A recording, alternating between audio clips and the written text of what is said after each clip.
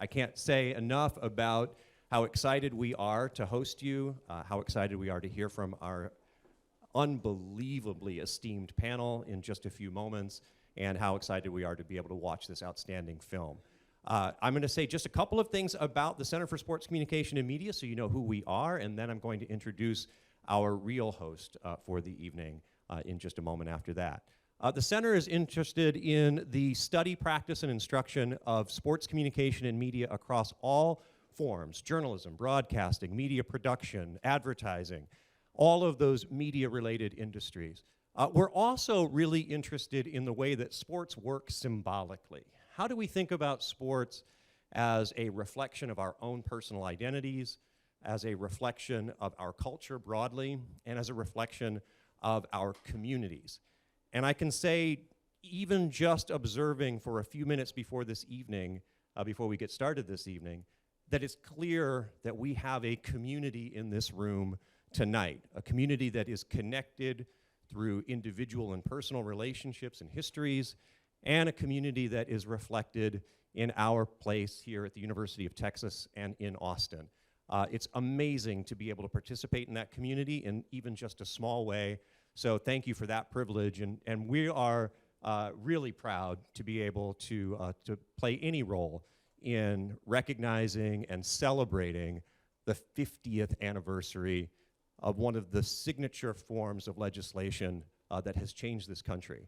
And that, of course, is, Title IX. So we're excited to be able to do that. And to lead us on that journey this evening, I want to introduce our host, and that is Fran Harris. Now, many of you know Fran Harris already. If you do not know Fran Harris, then let me just share a little bit about her amazing background. We are talking about basketball royalty here from the University of Texas.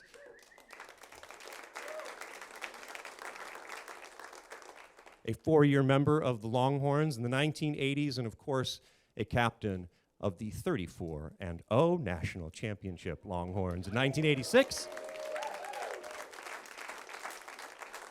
The first such team to do so. Fran also was able to make her way back to basketball when the WNBA launched in 1997 and was a member of the inaugural WNBA champion Houston Comets. She was a member of the U.S. national team and an incredible representative of UT athletics along the way. In addition to that, of course, Fran has been on the Lifetime Network. She has been part of HGTV. She is a voice at ESPN and a business entrepreneur. She is outstanding at everything she does, and that will absolutely be the case this evening as she leads us on this incredible conversation and journey. So it's my distinct pleasure to introduce you to Fran Harris.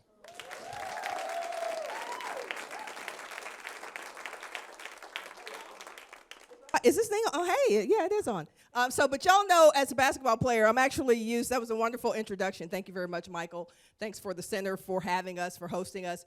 But I'm kind of accustomed to folks introducing me like this. And now, Dallas South Oak Cliff. Number 20, okay. But I'll tell you a little bit about why I wanted to do this. I heard about this film right before it came out, and then got with a group of friends, and I watched this film, and I was so inspired by what I didn't know about the University of Texas and the story of how we became who we became, what I didn't know about what Coach and Donna and Chris and lots of other people had done to get us to this place.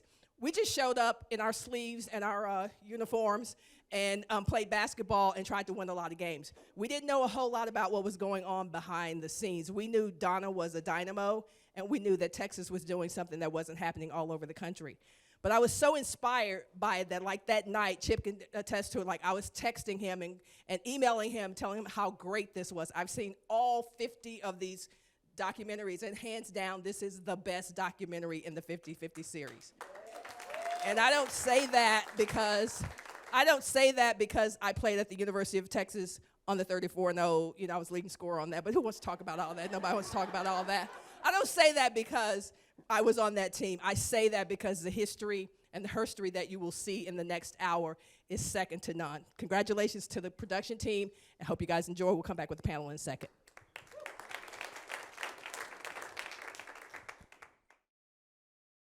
But let's have you guys introduce yourselves. In the interest of time, I'm going to ask that you keep your comments and to answers to questions a little short. But if you can introduce yourselves, and I'll start with some questions, and then we'll open them up to some folks in the audience. Chris?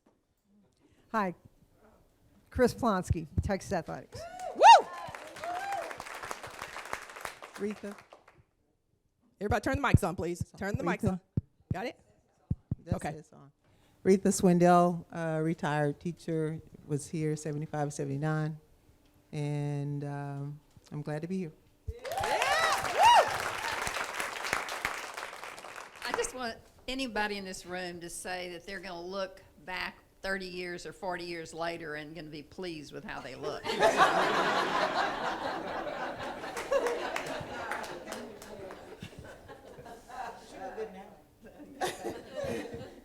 I'm Erica Routt. I played here 92 to 96. Currently, I'm the head women's basketball coach at at Aikens High School in South Austin, and assistant football coach and assistant track coach.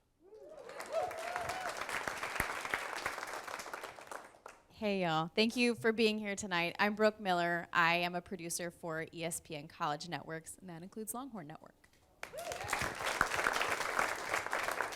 I'm Chip Rives. I was the director of the film, and it was truly an honor to represent my alma mater and everybody here on this stage. So thank y'all. Thank you. Thank you. So we're gonna start the questions with for me, what was the obvious question when I saw this was, how is this story just being told, right? It's been a long time since a lot of that's happened. How is this just being told? So I want to start with questions for the producers, because they are the creators behind what you saw tonight. Let's give them a round of applause again, though. So the obvious place to start with you, Chip and Brooke, is how did this come about? Yeah, you want me to start? Then I'll hand it off to you. So Chip and I have worked together for pretty much the entirety of my career at Longhorn Network. We have a great working relationship. We have produced a TJ4 documentary together. That was our first long-form documentary. And Chip brought this idea to me, Longhorn Network, in 2018. This seems like a lifetime ago, pre-pandemic. And I said, oh my God, I read the pitch and I said, how has this story not been told, first of all? And also, like, I thought I knew everything there was to know about Texas women's basketball, and there's an entire world to be told here. And I think a lot of you who were there maybe didn't even know the background that Donna had and the role she played in unlocking the door for Texas women's basketball to be incredible. So Chip brought it to me, and he said, let's tell this story. And I said, I don't have that much money to give you right now, Chip. Let's keep talking, though. So the pandemic happened, and it was still on top of my mind. And then the 50th anniversary of Title IX, as you guys all know, is this year. It was a company initiative for ESPN called 50for50. And everybody from executive level down said, hey, what are the stories that we need to be telling for Title IX? And I was like, oh, raising my hand, I got one. So I went back to Chip, and I said, let's do it. Well, before I forget, I want to give a shout out to two of our team members at Texas Crew, Ryan Dever, who was an editor on the film. Stand up, Ryan. So all of those really cool cuts and music cues that you saw, Ryan was responsible for a lot of that. And then Colin Gwynn, who was a archival producer and jack of all trades. And Colin is a UT grad as well. I want to give kudos to Jody and CP for this. The germ of the idea started when we were doing a special on the 35th anniversary of the Irwin Center Longhorn Network with Brooke. And Jody and Chris were telling me these like unbelievable stories about the Irwin Center and how there was urinals in the women's locker rooms and all of these things. And so CP and I started talking more and more, and CP, you know, if y'all know her, she's pretty detailed and she keeps a lot of stuff. CP starts emailing me all of these stats and all these pictures and all these things, and it just never ended. And so we were very passionate about it. Chris and I were about trying to get this done, and we had all these great plans, and the pandemic happened, and then this bit of serendipity happened with Longhorn Network and ESPN's initiative, and it just kind of fell into place, and it was just really special. It was really special to watch it here tonight with all of y'all, because I was at school during that whole 1992 period, and I was a journalism student, and I thought I knew everything, and I certainly did not. And so it was a very educational experience for me as well. Great. Coach, why do you think the time that you got to Texas in the late 70s and the 80s, why do you think that was the perfect storm for what happened at the University of Texas in women's athletics? Well, realistically, girls basketball in this state was huge. It has always been huge. There were over 1,200 schools that played girls basketball. I was one of those girls who played. I had an opportunity to be a part of a team. It was the most meaningful thing that happened to me during my high school and junior high career. And it was unbelievably disappointing that you felt as if your high school career ended, and so did your opportunity to participate in sports. So I knew that I wasn't the only one feeling that way. But it took Donna coming into an environment, and it took really, the University of Texas was slow to the party. Those first few years, we could not beat Temple Junior College, and we certainly couldn't beat Wayland Baptist College, because the small schools in the state were already recruiting from the very fertile grounds of the Texas high schools, and they were good, and they were giving scholarships. But it was the large institutions that sort of didn't get involved. I was at two other universities before I came to Texas, Sam Houston and UT Arlington, and both of them were far ahead of what was happening at Texas. But I knew that for things to really change, there had to be a wave in a large environment, and Texas was the perfect opportunity. You look at what was happening with men's athletics here and how people supported and loved it, and it was truly a sleeping giant. So it just all came together. But could it have happened without Donna? No. I might have come here, but I wouldn't have taken the tack that she did to try to go head-to-head with Coach Royal and John Tower and the others that she did. So, but once she got here, then it was easy for the handful of us, and that's all there were, to say, hey, let's create something here. And by a blessing of being able to move forward with a separate athletic department. We were not under Darrell Royal or anybody on the men's side. We were actually funded out of the president's office because nobody was bucking Coach Royal and taking any of his money.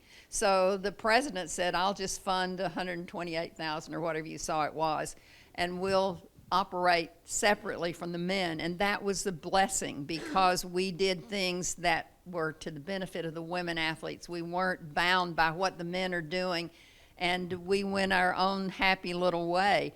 And that gave us a head start in terms of what we were able to do. And so many of you are in this room. You were among those first group. We solicited people like Missy, and said, will you form a team and go out and sell some tickets? And they had their own little teams doing competition those first few years, for $25, you could go to every game, come to the Fast Break Club, and have dinner. Because I was like everybody else. You didn't put value on what you were doing because you were afraid that other people wouldn't value it. So we gave away everything just to get people involved. But you can't duplicate the time that was happening then.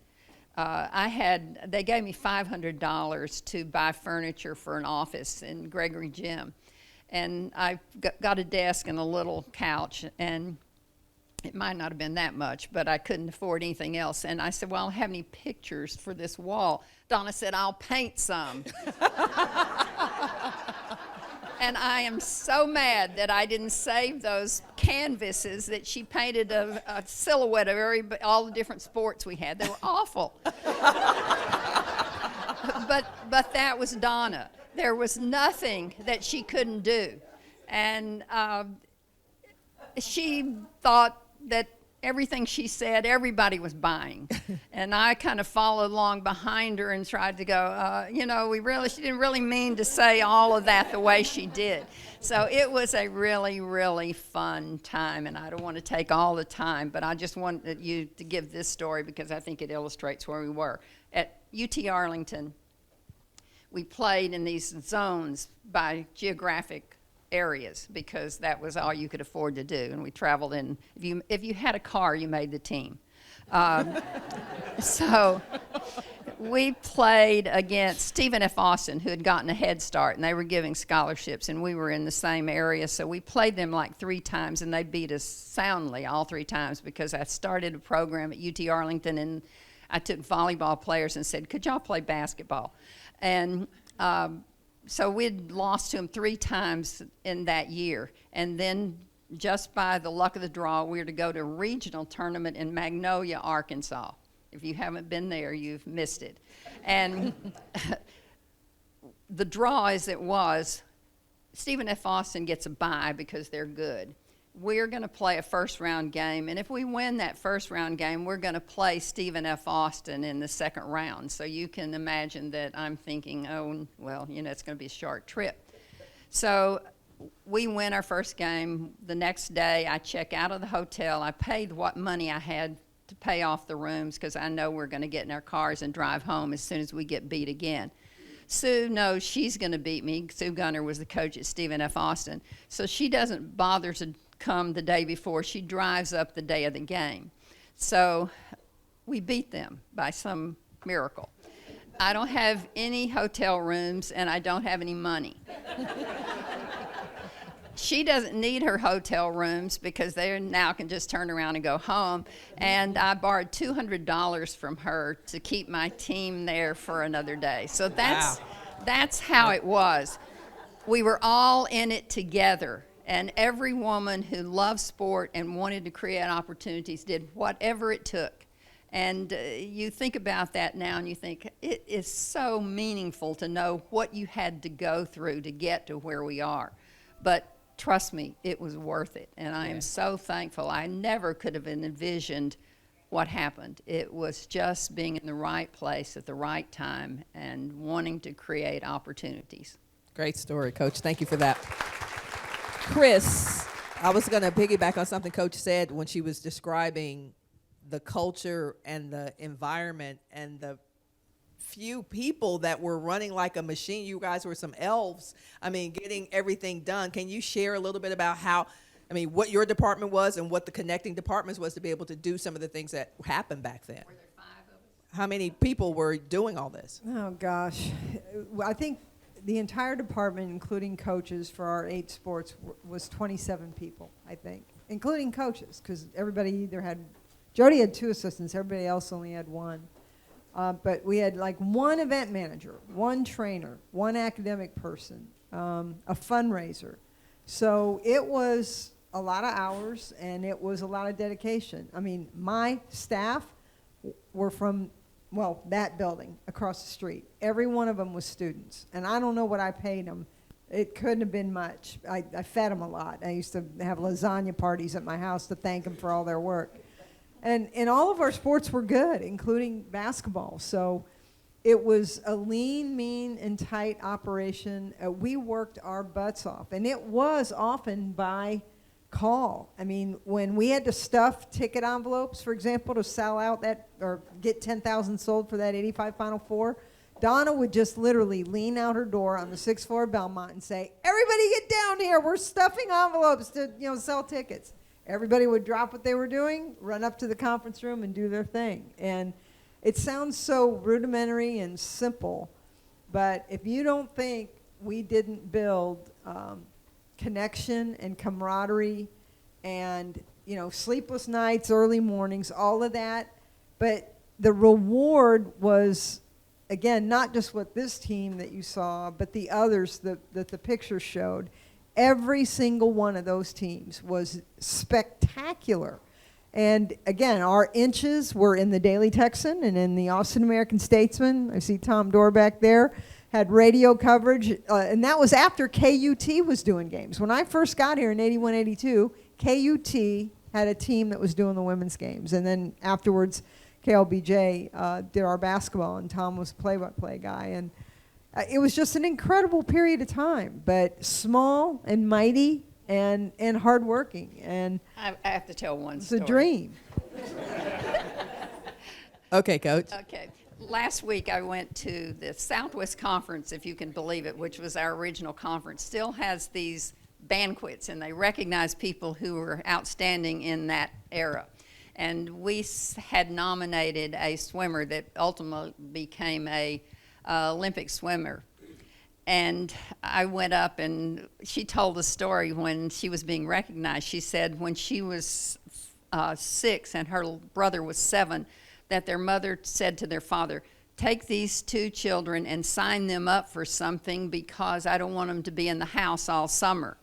So he took them out, and they went to sign up for T-ball. The brother signed up, and the same thing. They said, "No, girls can't play." So he takes them back. He signs this boy up, and they get in the car, and they start back.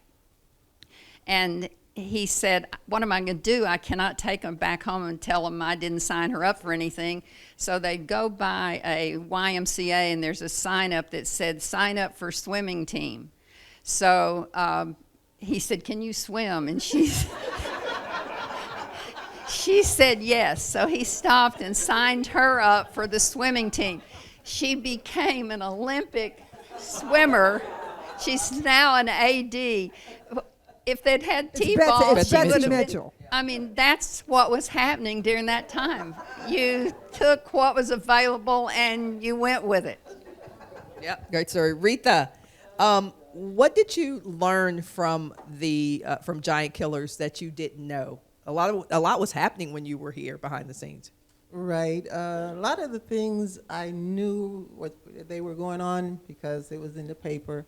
But many of the things I didn't, like some of the stories that Jody, that she told about Donna. I just saw that, Jody's kind of like you said, the relationship person. So she's kind of like the comedian, kept everybody going. And of course, Chris, she, I didn't know all that she had done because she got here after I had graduated. Well, she was 12. Didn't you see her in the picture? In the picture? Yes, I love that picture. But yeah, there are a lot of things I knew vaguely, but as an athlete, I was pretty much going to practice, going back, and just trying to stay above water, just trying to make it out of the university. Retha's my favorite player because, she and Kathy Self-Morgan, who coached at Duncanville for years, because they were the only 2 that didn't quit when I was hired. Erica, whenever people watch a really great program, they always wonder what the coach is really like, don't y'all? You always wonder what the coach is really like, right? You see what they are like during the games and on the sidelines and in the media, and really the players are the ones who know what their coaches are really like. So, Erica, I know that you and Coach have had a spirited relationship when you were here, player-coach relationship. What was Coach really like? Well, she's kind of just like she is now. Erica, you're not going to get in trouble. You're not going to have to run lines. Come on now. No, you don't understand. Because there's just really so much respect. I will never, as long as there's breath in my body, call her by her first name. Jody. You want to call her Jody? No, she's Coach Conrad. And the reason the story is she called me, and this was probably 2014. And I looked at my phone, and it still says Coach Conrad. And I was sitting there, and I was like, why is she calling me? And I'm like sitting there like, I didn't do nothing. I didn't know. I'm not doing nothing. And I'm sitting there, and then and my wife's like, "What are you doing?" I was like, "Coach is calling me. I don't know what to do." I mean, it was like fear. And then I finally hit it. And I was like, "Hello." And she was like, "Hey, Erica, how you doing?" I was like, "Hey, Coach, how you doing?" She's like, well, I'm in town. I'm gonna have some football games. And I was like, thank you, God, I didn't do nothing. You know?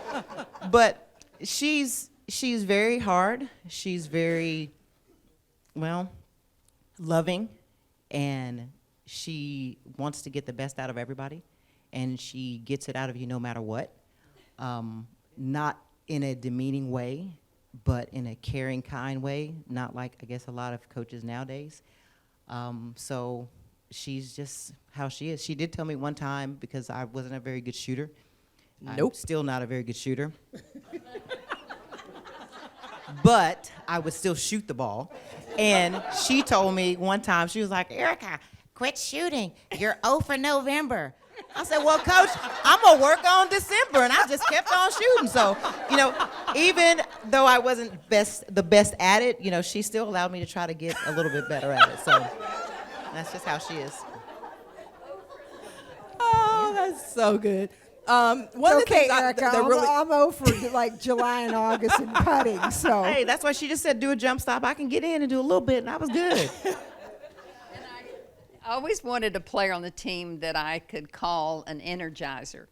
You needed to change the dynamics, and Erica could always do that because she was always positive. She could always make something happen. It wasn't always good, but things were going to change when she got on the floor. So that was her role, and she filled it the best way possible. But when she was saying Jody wanted to get the best out of us too, I think about that drill she had us do. It was a fast break drill. Where you shoot the ball and you had to go the other way. There were no offensive rebounds. Yeah. They were all defensive. So we were running back and forth, and she was keeping score, right? So your team's up by maybe 10 points now. And then all of a sudden she goes, next basket wins, you know, and the loser's going to run, you know. So to me, that just showed that she expected us to be to play every point as if it was, you know, as if it was the most important point of the game.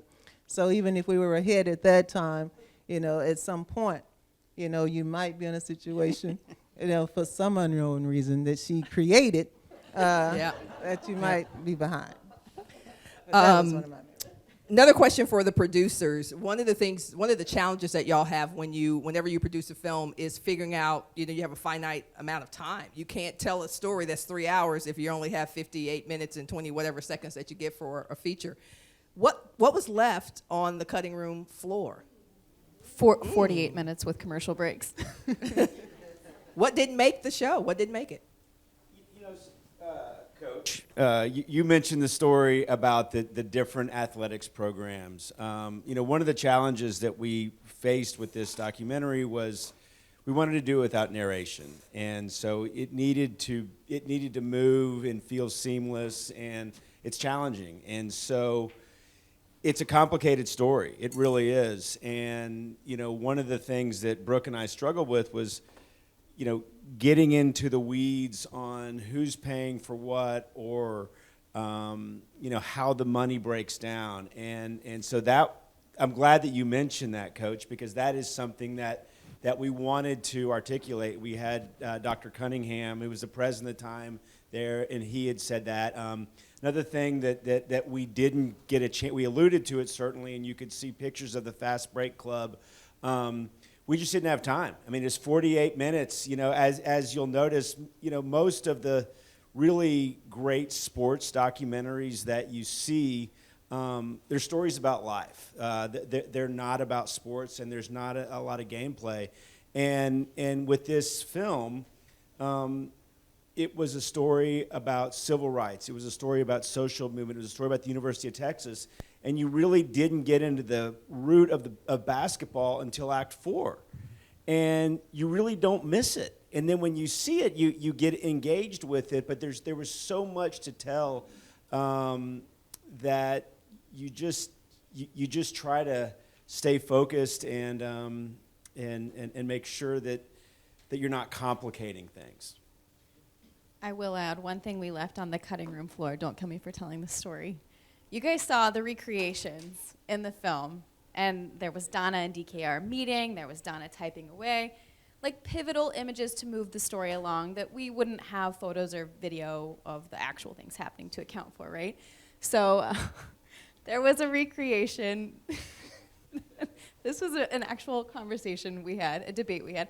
There's a recreation of Coach out in the community selling the program, and Coach this is an actor with a wig on, and Coach is out meeting folks in the community, right? And I see the footage. I wasn't there for the recreation. And mind you, Chip and his team have put blood, sweat, tears, more than blood, sweat, tears into all this. The details were just so thorough. And I watched the recreation, and I'm thinking, like, Jody has a beer bottle in her hand. That seems suspicious, but, like, I'll keep watching. And then I'm like, and, you know, Jody's wig looks a little more Lucille Ball than Coach Conradt. Can we dig a little deeper for some actual photos? Because this recreation is not going to fly. Can we have that clip with the beer bottle? Oh, we want that. But all the credit to you guys, right there. The recreation, every other recreation was so on point. Shout out to Colin for getting those pictures. Shout out. Yes, thank you, Colin. I do have an actual picture of Jody with the bottle, though, if you guys want to go back and put that. That was the crazy thing. When I was recruited here, Annette and Shell were my host. And when you come on a recruiting visit, you ask a lot of questions about the coach. And one of the questions I asked was, does she curse? Right? Because I had Gary Blair was my coach my first year, and then I had a coach my senior year who I don't even know if my name may have been God damn it, I don't know, because that's all he just cursed so much.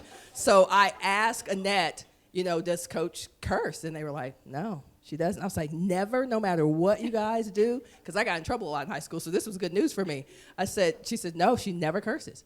I said, wow. And then I go, well, what about drinking? I need to know all the things. No, she doesn't drink. I was like, well, what does she raise her voice? I mean, she doesn't do any of that. I'd never heard Jody Conradt use a swear word in 4 years, and trust me, I gave her lots of opportunities to do it. Never heard her use a swear word. But the level of respect, and I played on national teams with Teresa Edwards and Lisa O'Connor, so the players who played for Georgia, and that's all Andy Landers did, right? Was just curse them out left and right. So, Coach, when you look at the landscape of women's basketball today, what are you glad that you missed from what's happening now in the sport? Well, I think we're all concerned about some of the changes that have happened in athletics, and we wonder if it is sustainable, because it's become so much about money and so much about the athletes being paid and how all of that's going to play out. And regardless of what happens in the landscape that is men's athletics, it's going to have a trickle-down effect on women. And how is equity going to be considered, and what's going to happen? And do we need to rethink this is educational sport? It frustrates me to see how a scholarship and all the things that go with a scholarship seem to be trivial to people. They're talking about athletes being used and athletes being taken advantage of, and I would suspect all of you adults in the room would be happy for your children to be taken advantage of to a full scholarship to go to a world-class institution. So I'm not opposed to what we're doing now to give athletes more monetary support, but I think we are going down a path that may not play out for women in the same way that it's going to play out for some of the men's sports. And that is always going to be a consideration. We know how hard it was to get to where we were, where there was equity and where women were respected for their ability to be an athlete and the pride that comes with that. So I hope we don't lose that. But we also have to remember that, yes, football pays for everything, but it also pays for all the men's sports, maybe with the exception of men's basketball to an extent and men's baseball. But all the Olympic sports benefit from the money raised through football. And that money is not unlimited. So I'm concerned about it's not just about what you get materialistically when you play sports. It's what you get in terms of life lessons and all the things that every organization in the country values, the things that athletes learn on a daily basis. So it concerns me that we have stopped focusing on education and sport and the role and the partnership that is, and that we've gone more to the financial part of it. And I believe that the people that are most successful in sports do it because they love it and they're passionate about it, and we can't forget that. Chris, let me send it over to you, thanks, Coach, to talk a little bit about NIL. First of all, an introduction to what it is for people who are not familiar with it, and then a couple of the challenges, the pluses and the minuses, potentially right now in the landscape of athletics on NIL. Well, when you watch this film, and Austin, you got to remember in that era when Fran's team won, Austin was probably 325,000 people. So traffic, none. Irwin Center, bright, shiny penny new. So the name, image, likeness, advantage that we had with the success was amazing. They just weren't being compensated, but posters and media coverage, radio coverage, you know, Mark Rosner's here. He covered our teams forever for the Statesman. That was all name, image, likeness then. Now, these young people can capitalize with remuneration for things that are commercially endeavored. They can do a promotion and get paid for it. Back before NCAA rules, I think AIW actually had some pretty flexible rules about, you know, you could have an adopted family, you know, you could go do your laundry at an adopted family. Sherry Steinhauer used to tell me there was a couple in Northwest Austin. Sherry was a golfer. She said, if I hadn't had the Osteens here, I was from Wisconsin, I had 6 brothers at home, you know, went all the way here to school.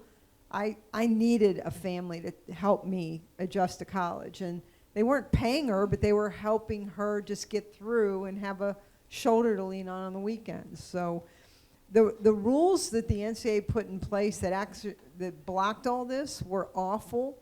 I mean, I worked my way through college and had a job, and NIL is really intended to allow these young people to make money in addition to going to school and training and competing. Bijan, our running back, is actually living the true NIL as intended. He's high profile, so yes, he will have a car dealership deal. He'll do a promotion. He'll have his own mustard, Bijan mustard. But if that young guy, I'm shocked he's not here because he goes to everything. He was at soccer the other night.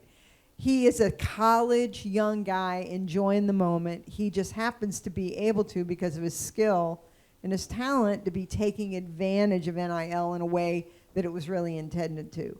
The stuff we're reading about the $8 million quarterback going to Tennessee because he has a promise of NIL, that's cheating. And the NCAA, although its infractions process is a little bit rough right now, they're not going to allow that to go on. But right now, the stories of what we hear are a little bit myth. But I can tell you that I think our programs are doing it the right way, and both men and women are getting remunerated. And some of our not so high-profile female and male athletes are making some pretty decent money, especially the ones who are using social media, you know, TikToks or YouTube, and the things that they can monetize. I mean, Fran, you live in that world. I mean, these kids that know how to do that, they tell us, I'm making money while I sleep. And that makes sense to me. Yeah. That was not how I got paid under Donald Lopiano. We weren't allowed to sleep, and we still had to come to work. So has there been any discussion about retroactive payments? Or it's just a question? It's just a question.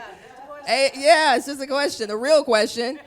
So we're going to open it up. It's about 8:33-ish. Can I say one thing before? Of course, Coach. I want to say, you know, yes, this focus on women. Most of these stories were about women that were trying to create opportunities to replicate what they had experienced growing up. But it took a lot of men who believed in what we were doing. Tom Dorr, he ultimately became the commentator for Voice. the Bulls, but he spent his time when he was in Austin, and trust me, he wasn't getting paid very much, if at all, to do women's games. We had so many men who believed that it was worthwhile. And we had people who were donating money. They didn't give it for the same reason that they give it to football. It wasn't about winning. We sold the idea that this program is creating opportunities for women to get an education. And that's what the selling point was, wasn't it, Missy? In terms of we want to win games because we need the attention, but give us money so that we can validate the fact that women now have an opportunity to get an education through their talent. And we had a lot of people who gave money to support that effort. Had we gone out and preached the same thing that the men were preaching about, we got to win more football games because I'm embarrassed against my person I'm working with because they're winning games at their school. That's what the men had sold to raise money. The women, we were going on, and it was true.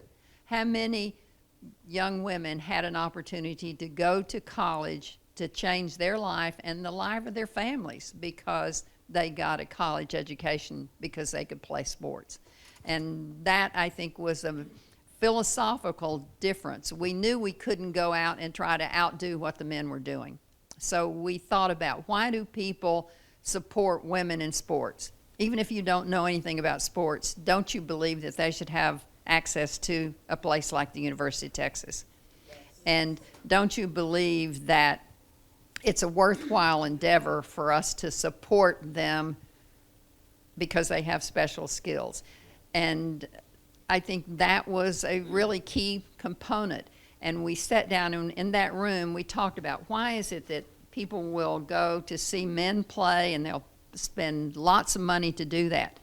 And we came to the conclusion they will do it because they feel like they know that person. They read so much, they see him so much. Well, I feel like I know Michael Jordan because I've seen him and I know his story. We had to tell the stories of these women. We had to tell the story about Retha Swindell coming from a teeny-weeny town in East Texas. After there was a tragedy in her family, her mother was killed in a car accident, and Retha had these triplet sisters who at that point, stand Triplets up, in the you three. house. Yeah. Triplets in the house. And that was meaningful to people. We have so many stories to tell, and I think that was what we sold. Now, those three almost disrupted basketball camp, I can tell you. All right, y'all, we're going to open it up if you all have any questions for our panel. Yeah, go ahead. Could you tell us your name and, you know? I'm Kelly Johnson. My daughter plays basketball. She just started in college, and she's had a lot of different coaches, and I know she's learned a lot from all the different coaches. But my question for you coaches, what is something significant that you learned from your players? Great question. I think the thing that, and I could have cried during this whole thing because there are just so many memories that rushed back and thought about what was happening during that time. But this is personal, and I'll tell you this.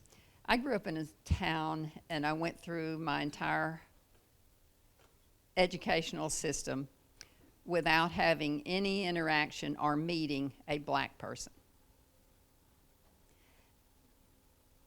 I didn't think about it because that's where I lived and suddenly I came to an institution and I grew to love and appreciate the diversity and how everybody's story and everybody's background was different, but everybody had something to lend to the group.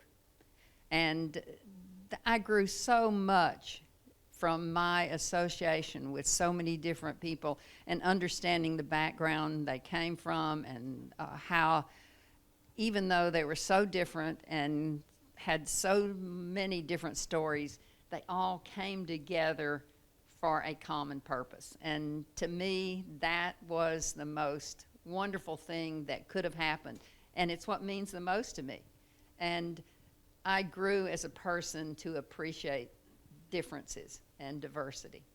Kelly, I'll add one thing to that. Thank you, Coach. Yes, for sure. Is one of the things when I came in the 80s, early 80s, most of the high schools were, pretty segregated. Cammie's, Monterey was pretty white. South Oak Cliff was very black. Annette School.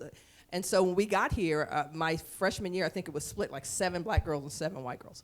And so we were used to hanging with our people. We listened to our music, and they were used to hanging and whatever. And Coach immediately started making us be together, and that meant musically as well. So that's why I'm a country western fan now, because if I heard one more Randy Travis or whatever with Cammie and Chris, who became my girls, but that was a part of the culture building for our team. Was if you're going to do something special on the floor, then you got to get to know each other. You got to spend time with each other. There is no difference with your backgrounds can become the building blocks for something special, and that's how we started to So we would try to get on vans with our friends, and it was like, nope, split it up, get on the country van, get on the Motown van, and that was really how it went. And you learned to fight with those people, and you learned to see them as your sisters, not as the white girl or the black girl that's over there, but you saw them as people that you went to battle with, because those were the sisters that you sweat with, that you almost drowned in the pool with, those kinds of things. It became a family, and that was because of the best thing about sport. I mean, yeah. What's hard about this? Yeah. Question, yes. Your name and what you do and where you're? I'm Yolanda McCarty Harris, and I'm a hidden fan of University of Texas Lady Longhorns. Definitely an advocate. Long time. Long time. In fact, what Jody doesn't know is that when I came in 1985, I actually asked to play for the team and wanted to try out for the team. And Jody's like, I had to give up my academic scholarship, so I didn't give it up. To even to try. Bad rule. Yeah, I think we're done. Anyway, We passed what I that. want to ask is, when you talk about the way the team was able to transcend between the racial divide, can you talk about how, I guess, that concept, that feeling didn't go beyond like the basketball and into UT and into the macro level, into the national level? How do we duplicate that? How do we duplicate what was happening within sports in that, and let the world see that there are respect and differences that build us and make us better? Wow, I don't think I have an answer for that. We all dream about that kind of world, and I think we all want to live in that kind of world. But I think that's sports. The common bond, getting out of yourself and having a goal or an aspiration that's bigger than what you dream. I mean, that happens. Every organization wants that to be the case. And that's why I think it's so great for every little kid growing up to be a part of some kind of team. And hopefully a team with some diversity, because those kinds of differences are so insignificant once you get in that kind of environment. And you're right, it's disappointing that it doesn't transcend to society as a whole. But I don't have an answer for it. I don't think anybody has an easy answer for it. But I think it's something that we just have to continue to try to do and change in our own little world. Any other questions? Yes, what's your question? What's your name, and where do you go to school, and what's your question? My name is Matt. Matt Swindell. Your name is what? Matt Swindell. Okay. Matt, okay. I was going to ask, how hard was it to go through the discrimination while you were playing basketball? I didn't hear the question. How hard was it to do what? How hard was it to go through the discrimination while you were playing basketball? With discrimination. Oh, discrimination. Okay. Anybody want to take that? Retha? Thank you, Max. I love you. Well, I was somewhat sheltered. I think through the whole thing, I was basically going to class, going to the dorm, doing work, going to games. And the dorm I lived in wasn't the dorm with the other athletes.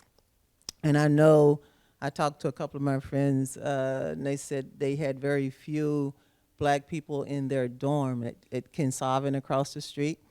But I was at Jester, so the dominant, there were more African Americans there that were on campus, lived there. So I saw them a lot, so I had the support of my peers there. And of course, there were people, there for us if we needed. But for me personally, I didn't, because, we're in Center, Texas, there was plenty of discrimination there too. So it was something that I was aware of, and I knew it existed, and I was able to maneuver through whatever was going on. There were things that happened because I was black, but it didn't deter me because I pretty much expected it, because, that's what I had lived in the town I came from.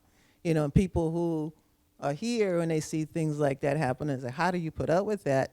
And it's kind of like, why didn't you do this, that, or the other? But it was what I had lived. I had grown used to going, letting it, they're not talking to me, they don't even know me, just continue to do what I needed to do to succeed. As far as discrimination on the courts, that's just the referee, right? So,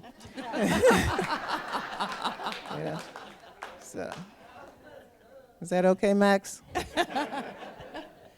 Thank you. The one thing I'll say I have a is question just for that, Brooke. Chris and I are going to compete, but go ahead, Chris.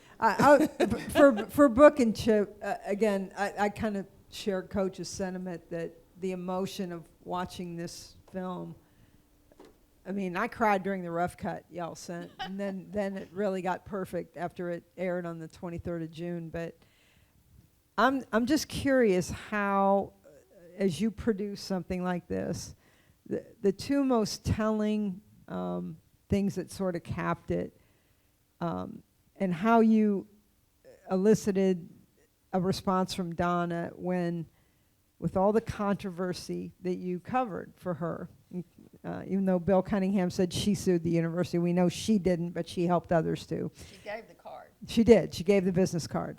But getting her to say that last comment, that it wouldn't have mattered if we were all in a different place, and that Texas nurtured the extraordinary.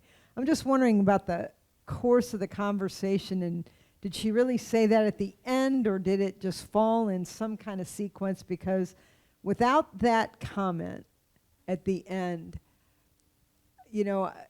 people that don't know Texas might think differently about certainly her and her leadership and how she really felt about this place. And I don't know, that was an emotional comment for me to hear. And it was so positive about our university, and it really did cap the film.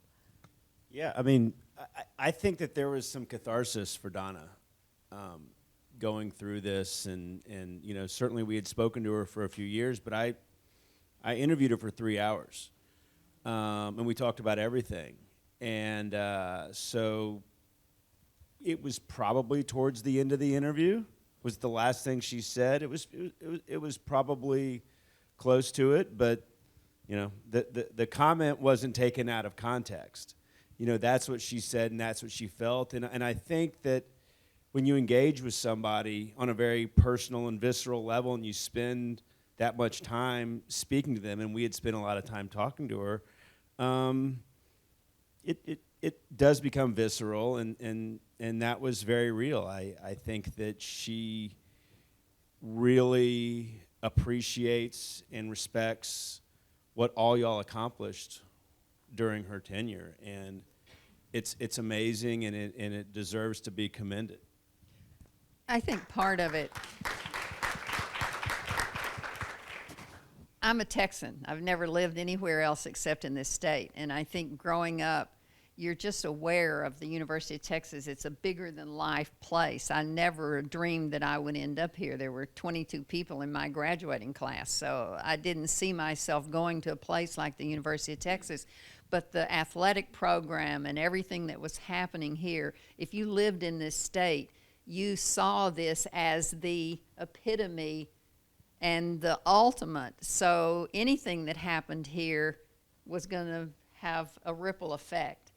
Donna had no history. She didn't understand about Texas at all. I think she probably had to get out of the environment, look back, and then make could it have happened anywhere else? Probably it wouldn't have happened as dramatically, simply because of the size of this university and the name, image, and likeness of this university.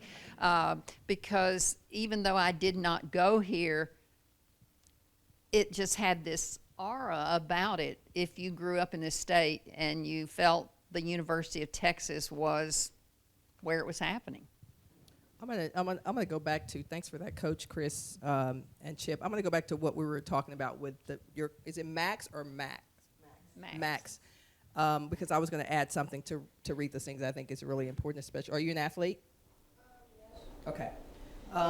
The discrimination that I experienced at Texas is it discrimination I experienced as a black woman in the world, period.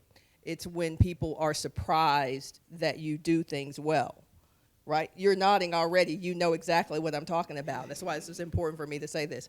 So, I was in the journalism school. I got a master's degree. I have 2 master's degrees here. And people were surprised that I wrote really well. Or people were surprised that I spoke really well, right? White people were surprised that I could put 2 sentences together. I'm like, do you know anything about me? But it wasn't. They only saw a black girl. And they had the years of their conditioning as a white person in America and all the things that they think black people are. So when they see you, that's what they see without even knowing who you are. And I'm grateful because I got the opportunity to meet some great white people. That sounds really weird. Some people who got to know me for who I am. And I got to know them for who they are, because it's the same thing with us. Whether you're a Latino or whether you're black or whatever, you have a list of things that white people are. And whether you ever say those things or not, when you meet them, you think, okay, you're this, you're this, you're this, you're this. When they see you, they think, okay, you're this, you're. And so a lot of what happened when I was at Texas was, for me, not intentionally trying to dispel any of those things. I was just being who I was. And I was a smart girl. And I was going to act like I was a smart girl. I wasn't going to act like I wasn't a smart girl just because I was an athlete. And sometimes the biases and those conversations that you have, they're really disheartening, because you're like, really? It's 2022 and you're really still shocked that somebody black has a PhD? Like, really? So a lot of what we experienced as athletes was dispelling some of those myths, but also just realizing that people can only go as far as they've gone within themselves and their culture. So if nobody ever challenges, okay, so why did you say that, or why do you, then it never gets better. So thank you for that question. That was an amazing question. Absolutely. All right, so it is about time for us to wrap up, and what we were going to do is really just give our panelists one more opportunity to say what you haven't gotten to say tonight to our audience. And we'll start down there on the other end. Thank y'all for watching. Thank y'all for supporting, and I'm very, very, very proud to be able to tell y'all's story. I echo Chip. Thank you to the women who literally sit before me, who have paved the way for my career and my success as a professional woman in a sports-adjacent career. Thank you to Chip for being an amazing partner through everything.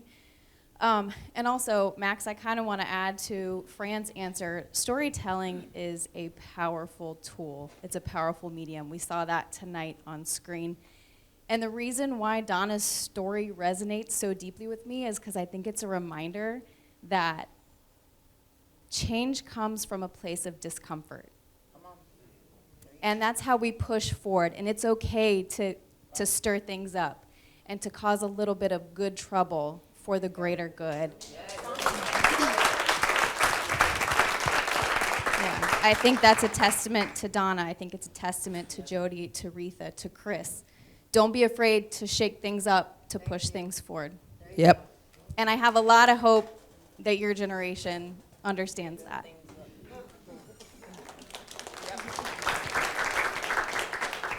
I just have a huge thank you for Retha for one, because I don't know if she knows how influential she was that allowed the opportunity for me to be able to play at the University of Texas as a black woman. So for her to be the first and to go through what she went through, not even knowing that she was doing something for the future to come, and then by having, Donna do all that she did to bring Coach here, to bring all of us here, so it's just, things happen for a reason, and sometimes you can't change what's supposed to change because it's meant to change.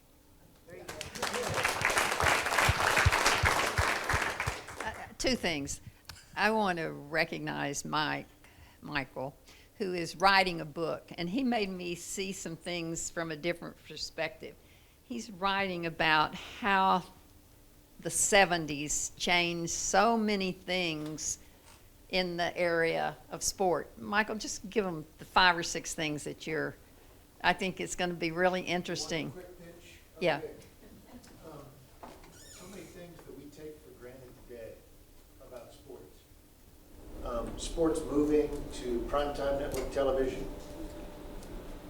Athletes beginning to get a sense of their own autonomy through free agency. Integration becoming more the rule than the exception, at least within sports. And women becoming involved at unprecedented levels as both athletes and spectators. All of those things either started or reached critical mass in the 70s. And that's the story I'm telling, and Donna and Jody are a big part of that story. I'll stop there. Great. Well, I just want to say again, thanks to everybody. Every one of you had a piece of this. I know you did. Most of you I know, and I know what your piece was, but it couldn't have happened if you hadn't believed in what we all believed in, which was women can do anything, and it doesn't make sense to write a rule that says women can't be whatever they want to be. And most of us think about Title IX in sports, but when Title IX was passed, less than 10% of the people in law school and med school were women. Think about that. Now it's almost 50-50 in both of those institutions. So it wasn't just about sport, but sport was the most visible change. And another story that just came out, I saw it this week, is on Patsy Mink. She was the legislator who, with Birch Bayh, helped write this new legislation. And her story is really, really interesting. She wanted to be a doctor. They told her, no, you're a woman. You can't do that. She made her way through law school, and she couldn't get a job. Nobody would hire her because she was a woman. And so she just went to Congress and joined on to the Title IX, and the story's really good. You can probably find it online. Her daughter actually narrates the story. So there are lots of stories around this, and it took us 50 years to really recognize it, but we finally got there, and we just can't let today's generation forget, because it's really easy to backtrack. We see our country backtracking on some things now, and we can't assume that just because we got to this point, it's going to keep moving forward. It's all of our responsibilities to make sure that it keeps moving forward. I feel very fortunate to be at the University of Texas. At the time, a lot of people say, well, don't you wish you were, were able to play in the WNBA?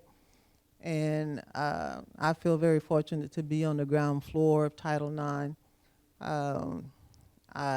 There was a league that played that kind of developed through Title IX. Title IX, 74 to 78, and then that class that graduated in 78, there was a league formed for them called the WBL, and I'm a board member on a nonprofit organization called Legends of the Ball, and our mission is to, promote the history and social media of the WBL. And that league was formed from the women who got to take advantage of Title IX. It didn't last long, but there was a lot of excitement for the league. And like I said, I feel fortunate. I'm thankful for what the university did for me, that I got to travel overseas. And it's fun to come back here and be a part of the family. This lady here, she makes sure we all know one another. She creates that family atmosphere. So when we come in, we speak to each other. Everybody knows who you are, and sometimes you forget which team they played on, but they're Texas, and that's important. The relationships that she maintains that we continue to do, and I hope that continues throughout. Thank you. And I love the documentary. As I told them, I was afraid to watch it, and somebody told me it was good, and okay, I said, okay, I'm gonna watch it. And then after I watched it, I called Rodney. Rodney Page is on there. I said, Rodney, you need to watch it. He said, no, I'm not going to watch it. I said, Rodney, you need to watch it. I thought they did an amazing job. I was just blown away by it. Thank you.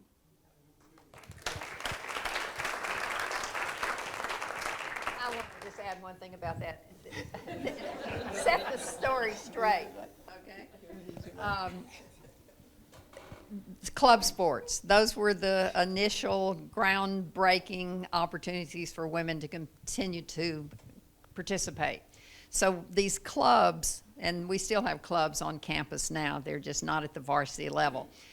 People who were teaching physical education or working in the recreational sports area were asked to coach those teams. Rodney was actually employed, as you saw, in rec sports, and he coached. There was a woman named Cheryl Lyman who was an instructor, and she was coaching volleyball. So they actually weren't fired, set it straight. They just went back to their other job, which is what they were paid to do to begin with. So I'm going to feel guilty about that the rest of my life, thinking. You didn't fire him? Chris. I just, Brooke and Chip and your staff back there, I really can't believe how well you told this story.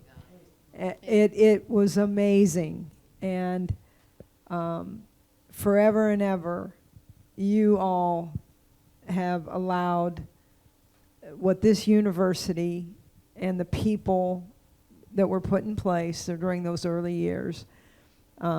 You told, now the world will know how it really got started. And Andy was terrific, because we at Texas, we like to brag on ourselves. But what Andy said, and you could tell the emotion he had and the way he said it, without him saying those things, again, it feels different. So every touch you guys thought of throughout that documentary, it was just amazing. And it will forever be a piece of this university and athletics history. And damn it, we were first. And we were the best. Amen.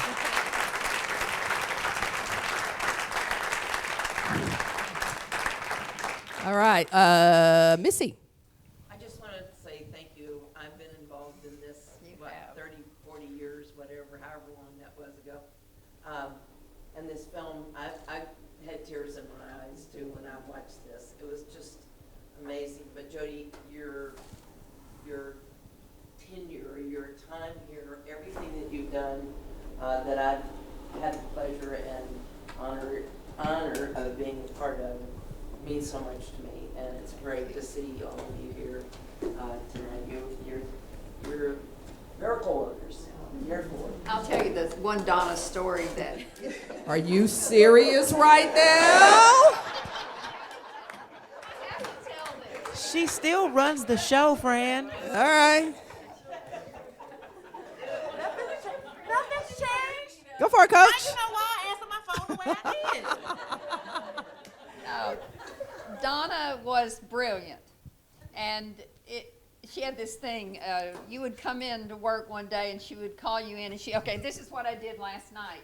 And if she wrote it down, then it became factual, whether it was or not. But she came up with all these ways that athletics could complement the educational opportunity. And one of those was, we've got to limit. These coaches are ridiculous how much they're requiring these student athletes to do.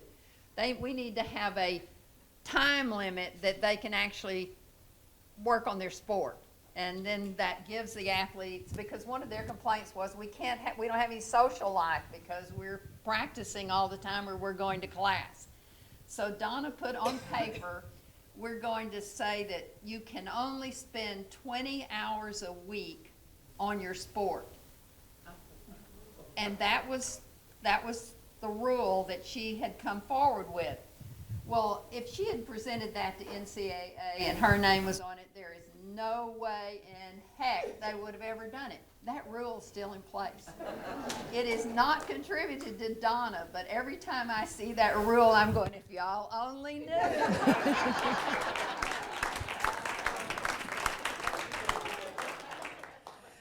All right, Coach, anything else? Give her a minute. Thank you, Fran. Okay. Thank you, Fran, for organizing this. You were a master community builder. So Thank you, Brooke. Yeah. I'll get to that in a minute. Sloan, did you have something? Well, I was just going to say thank you. I wanted to say thank you to you. I played soccer in 1990 at a small liberal arts school and founded my soccer team, and I have no clue why I wasn't recruited for bigger schools. Now I know, so thank you. No, seriously. It was really enlightening. It was very well done, and thank you for being pioneers in all of that and giving us an opportunity to play and do it. Great. I just want to say again, I know y'all been getting a lot of love, and y'all know how I feel about the Texas crew.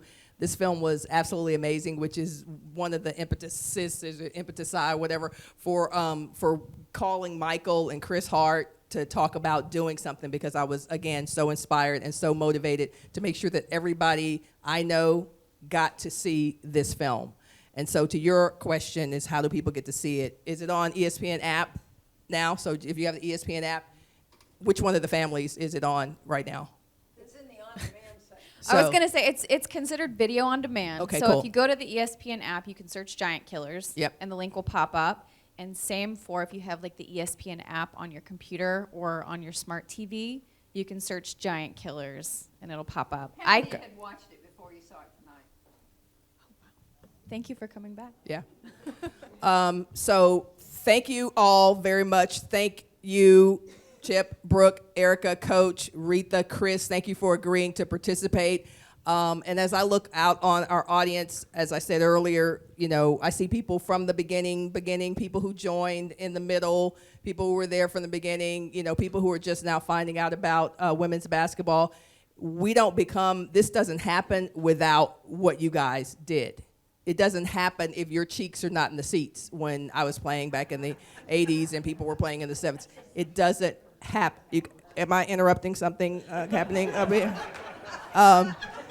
It doesn't happen. It doesn't happen, and I wanted to make sure that y'all understood how much we love you, how much we appreciate the blood, sweat, and tears, the selling pies or whatever else that was happening back then that we didn't know about, obviously, but it does not happen if you don't have fans in the stands and cheeks in the seats. So I personally appreciate what you're doing, and I also want to, as we talk about this coming full circle, I want to recognize Sydney Carter, who is on our staff now. She is Director of Player Development. And I wanted her in the house so she could feel the pressure of what y'all have to do. But Sydney, we appreciate you showing up. And we also got Jeremy, who is media relations as well, in the building for our team. And if I'm missing anybody, charge it to, what is it? My heart, my head, not my heart? Okay. There we go. So I appreciate you guys. We love you very much. And if that's it, we're going to take a group picture. Our photographer here is going to stand here, and then we're going to all get in the middle here and take a picture this way. So we're going to be here, and she's going to take the picture this way. So thank you all for being here. Appreciate you. Love you. What's that? Announcements. We got some announcements real quick. Where's Chris Hart? And Madison, you guys have announcements? Nope, just want to say. Okay. Just say thanks. There you go.